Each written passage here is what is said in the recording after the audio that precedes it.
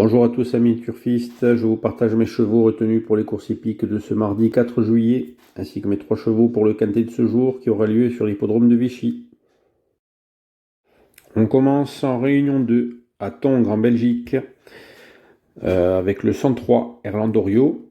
Cet Hongre de 6 ans qui fait toutes ses courses vient de terminer deuxième derrière Horizon Demi, qu'il va retrouver aujourd'hui, et sur le même parcours. Il devrait être sur le podium, départ à 11h45. Ensuite, on ira en réunion 1 sur l'hippodrome de Vichy avec le 507 Icare de Voed. Ce fils de Jacques de Bellouet se retrouve à la limite de recul et pourrait en profiter pour garder son avance et prendre une bonne place.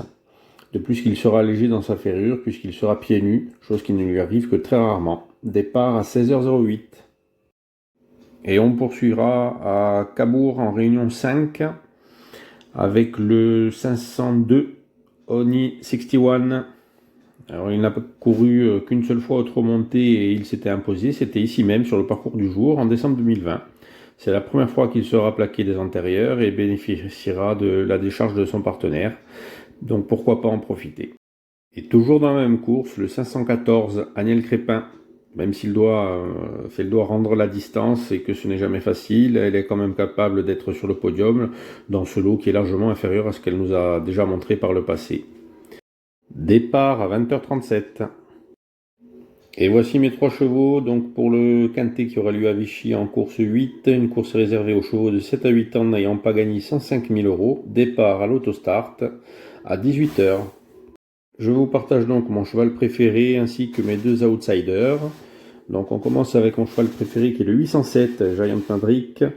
Dans ce lot homogène, il fait face à une opposition dans ses cordes. Vu sa forme depuis le début de l'année et associé à Mathieu Abrivard avec qui il a déjà gagné les 2 dernières fois ensemble, il s'annonce incontournable dans ce quintet.